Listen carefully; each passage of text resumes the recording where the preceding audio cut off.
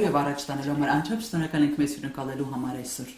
Շնորհակալություն, thank you, and now we're supposed to answer to at least a couple of questions from our media representatives. Հարգելի լրագրողներ, բարև ձեզ, հնարավորություն ունենք հարցերի, խնդրեմ, եթե ունեք հարցեր, համեցեք Աննա Նազարյան, Հանրային ռադիո։ Հարցս նախարար Արադ Միրզոյանին է, դուք նշում եք, որ բոլոր հանդիպումների եւ միջազգային այս հարթակներում այցերի ընթացքում բարձրացնում եք գերիների հարցը եւ փորձում եք լուծումներ գտնել։ Վերջին շրջանում բավականին ակտիվ էիք միջազգային հարթակներում հանդիպումներում, ինչ նորություններ կարող եք ասել եւ այլ երկրների միջոցով որքանով է հավանական տեղեկություններ ստանալ գերիների մասին ձեզ համար թեկուզ։ Շատ լավ, շնորհակալ եմ հարցի համար, իսկապես հաստատված խաղաղության պայմաններում Հայաստան-Ադրբեջան կարգավորման գործընթացի ուրեմն շրջանակներում էական մի քանի հարցերի շուրջ ձեռք բերված համաձայնությունների պայմաններում այդուհանդերձ մնում են որոշ հարցեր, որոնք դեռ լուծման կարիք են զգում եւ հավելյալ ջանքերի կարիք են զգում, լուծված չեն ըստ էության այս պահի դրությամբ, եւ հենց դրանցից մեկը կամ առաջինը Բաքվում պահվող պատանդարված անձանց գերիների ուրեմն ազատ արձակման հարցն է։ Մենք ամենօրյա մեր աշխատանքն ենք իրականացնում այս ուղղությամբ, ոչ միշտ տեսանելի, ոչ միշտ արդյունավետ, հակառակ դեպքում հարցը վաղուց լուծված եւ դուրս եկած կլներ օրակարգից, բայց մենք իրականացնում ենք այդ աշխատանքը։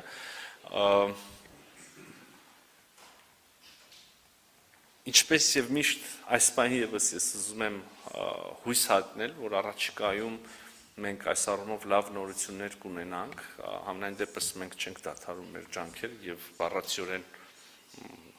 երեք նաև Շարմ-ալ-Շեյխում տեղ ունեցած այդ խաղաղության գագաթնաժողովի շրջանակներում կրկին մեր ադրբեջանցի գործընկերների հետ քննարկել ենք այս հարցը։ Այնպես որ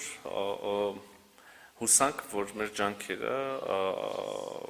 դրական արդյունքով կպսակվեն առաջիկայում։ Երրորդ երկրների ուրեմն մասնակցությունը հատկապես պատանդարված անձանց վերաբերյալ տեղեկությունների փոխանցման համատեքստում իհարկե կարևոր է, հատկապես հաշվի առնելով այն հանգամանքը, որ Կարմիր խաչի միջազգային կազմակերպությունը դադարեցրեց իր գործունեությունը Ադրբեջանում, իսկ գիտեք, որ մեր աշխատանքները այդ առումով, այդ ուղղությամբ հիմնականում այս խողովակով էին արվում, եւ այժմ այո, այդ հարցը եւս շատ արդիական է եւ այդ բացը որևէ կերպ պետք է փորձենք լրացնել։ Իսկ առհասարակ այս թեմայի համատեքստում ուզում եմ ասել, որ մեր աշխատանքները չեն բացառում անշուշտ եւ հարցը մշտապես արկա է երրորդ երկրների հետ մեր շփումների ընթացքում, բայց առաջնային ուրեմն խողովակը դրանք Հայաստան-Ադրբեջան ուղիղ շփումներն են այնուամենայնիվ։ Կարծում եմ սա էլ կարևոր հանգամանք է։ Մյուս հարցը Նարեկ Կիրակոսյան, Ֆակտոր։ Շնորհակալություն։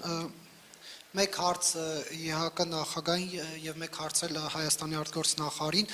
Դուք ժամկետներ նշեցիք Մինսկի խմբի լուծարման հետ կապված, եթե չեմ սխալվում, ասեցիք ոչ ուշ քան դեկտեմբերը, իսկ եթե չի լինում արդեն Մինսկի խումբը, այս դեպքում ինչպես է ԵՀԿ-ն պատկերացնում խնդրի կարգավորումը մասնավորապես արցախահայերի իրենց տներ վերադարձի հետ կապված եւ ընդհանրապես իրենց միջազգային իրավունքի վերականգնման հետ կապված կա արդյոք տարբերակ եւ ընդհանրապես ԵԱԿ-ի հետագա գործունեությունը տարածաշրջանում Մինսկի խմբի լուծարումից հետո որն է լինելու։ Եվ պարոն Միրզոյան, մեկ հարց էլ ձեզ, լեական հեռուստատեսությանը տված հարցազրույցում նշել էիք, որ ադրբեջանական կողմը նախապայմաններ է առաջ քաշում, հոգնակիով էիք նշել, այսինքն մի քանի նախապայմաններ,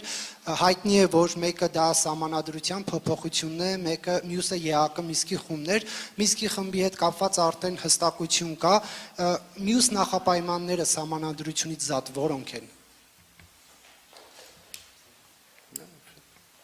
Thank you for the question. I will be very brief. Yes, the Շատ Minsk հակիրճ կպատասխանեմ structures այո, Մինսկի will կառույցները be closed no later կփակվեն than ոչ ավելի 1st of ուշ, քան December. դեկտեմբերի 1-ը։ And we are looking, of course, at all the items. Եվ մենք բոլոր կետերը relation to դիտարկում this. And ենք going այս forward, հարցի շուրջ։ we Առաջ did ընթանալով, had a իսկապես also in-depth conversation about this, խորքային քննարկում ենք ունեցանք and, պարոն նախարարի հետ, see, of course, եւ ԵԱՀԿ-ն իհարկե պատրաստական է աջակցելու սատարելու խաղաղությանը, դիմակայունությանը Հայաստանում եւ տարածաշրջանում։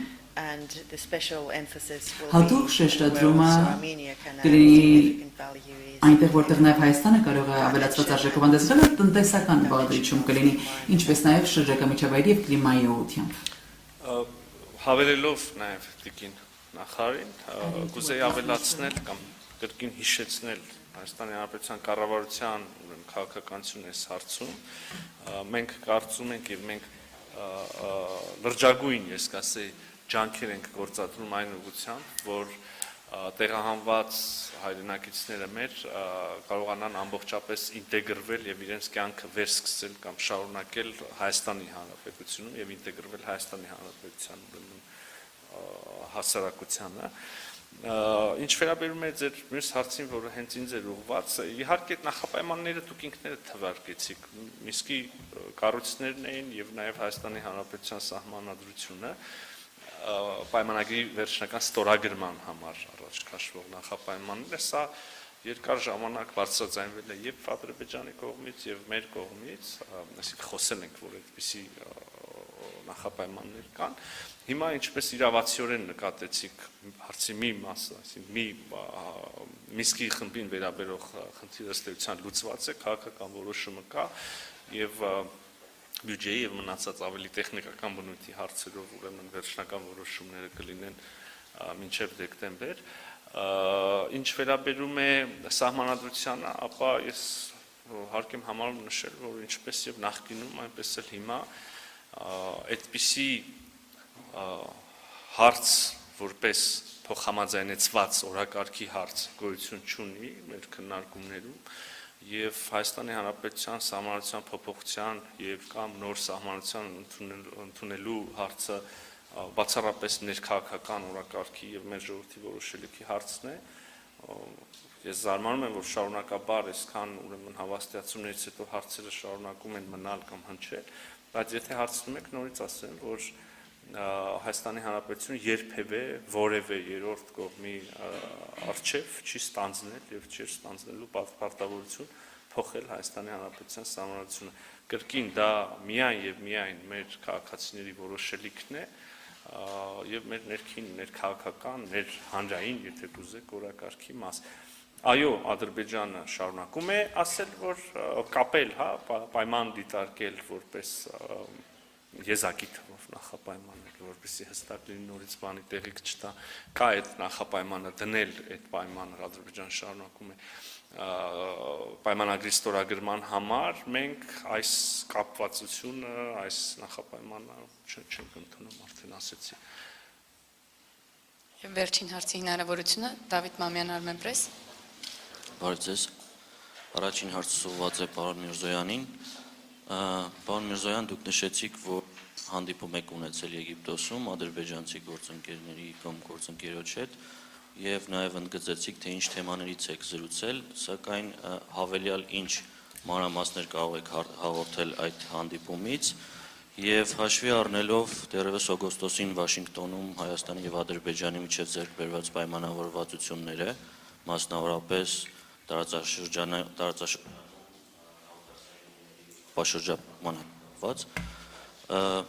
ինչ փուլում է գտնվում այս պահին այդ ծրագրի կամ թրիփի իրագործումը եւ ինչ ակնկալիքներ ու զարգացումներ կարող ենք ունենալ մոտ ապագայում դրա շուրջ։ Շնորհակալություն եւ հաջորդ հարցս Միս Վալտոնենին, ինչպես եք տեսնում Նորդիկ Բալթիկ Հայաստան ձևաչափով փոխգործակցության ապագան եւ ըստ ձեզ որոնք են այն հիմնական ուղղությունները, որոնք կարող են զարգանալ եւ առաջ մղվել այս գործընկերության շրջանակներում։ Շնորհակալ եմ։ Ես սկսեմ, եթե դեմ չեք Տիկին նախարար։ Իսկապես դուք ինքներդ նկատեցիք, ես արդեն ասացի, որ այդպիսի շփումներ եղել են 3, ոչ միայն Ադրբեջանի արտաքին գործերի նախարարի տարբեր արտաքին գործերի նախարարների եւ պաշտոնյաների հետ Ադրբեջանի արտաքին գործերի նախարարի հետ մեծ հաշվով հնարավորություն ենք ունեցել մտքեր փոխանակել կարգավորման գործընթացի երևի ամբողջ ուրեմն ծավալի բոլոր նյուանսների վերաբերյալ ոչ շատ խորը ինչպես դա հնարավոր է անել առանձին երկկողմ ուրեմն միջոցառման ժամանակ իհարկե բայց կենտրոնացել ենք հատկապես օրինակ հումանիտար հարցերի շուրջ ինչ վերաբերում է փոխկապակցվածությանը ես մեկ անգամ եւս ուզում եմ առիթ օգտագործել եւ ասել ուրեմն պայմանավորվածությունը հետեւյալն է Հայաստանը եւ Ադրբեջանը ապաշրջափակում են միմյանց միջև տրանսպորտային ուրեմն հաղորդակցության ենթակառուցվածքները Հայաստանը եւ Ադրբեջանը այսինքն բոլոր ենթակառուցվածքները հա այն հատվածը երկաթուղու որը անցնելու է Հայաստանի հարավով կոչվելու է TRIP ուղի այսինքն Trump Route for International Peace and Prosperity, հա, այսինքն ունի հստակ անվանումը, ունի սկզբունքները, ինչպես ամբողջ ապաշրջափակման դեպքում, այնպես էլ այս հատվածի դեպքում կան սկզբունքների կա շրջանակ, որոնց ներքո, որոնց շրջանակում տեղի է մնելու այդ ապաշրջափակումը, եւ այդ սկզբունքներն են եւ քաչ հայտնի են, բայց ուզում եմ մեկ անգամ եւս թվարկել տարածքային ամբողջականությունը, սահմանների անձեռնխելությունը, ինքնիշխանությունը, երկրների իրավազորությունը այդ ենթակառուցվածքների նկատմամբ եւ իհարկե փոխադարձությունը։ Հիմա մի հատ էլ ընդգծեմ, սա ամբողջ ապաշրջափակման այդ թվում եւ այդ հատվածին է վերաբերում։ Ես որովհետեւ սա ընդգծում եմ, որտեղ տեսնում եմ շահարկումներ այս մասով դեռ շարունակվում են մեդիատիրույթում գուցե միտումնավոր որոշ շրջանակների կողմից։ Հիմա հայաստանյան երկաթուղու հատվածը TRIP ուղին պետք է դեռ շարունակվի ուրեմն պայմանները տեխնիկական լուծումները պետք է դեռ հստակեցվեն Հայաստանի եւ Ամերիկայի Միացյալ Նահանգների կողմից մենք եւ Ամերիկայի Միացյալ Նահանգները օգոստոսի 8-ից հետո արդեն ջանքեր են գործադրել այս ուղղությամբ եւ դա էլ մեր հենց ամենօրյա բարեգույն իմաստով աշխատանքն է երբ որ մենք ունենանք վերջնական ամբողջական պատկերացում նաեւ կհանրայնացնենք այդ պայմանները կլինի հայ-ամերիկյան համատեղ ընկերություն որը կստանձնի ուրեմն պատասխանատվություն այդտեղ կառուցապատման եւ հետագա շահագործման ուղղությամբ վերջը բոլոր մանրամասները որոնք դեռ պիտի հստակեցվեն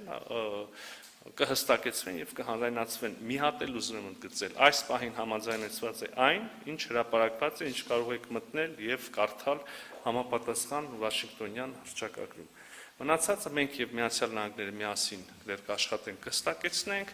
բոլոր կողմերը կհամաձայնացնենք կհանրայնացնենք եւ այդքան շնորհակալություն բայց մենք ունենք դեռ ժամանակ հարցեր ներողություն Okay, yeah, thank you for that question. Well, indeed, the NBA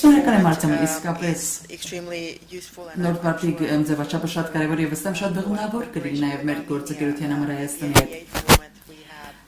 Baltic Balkan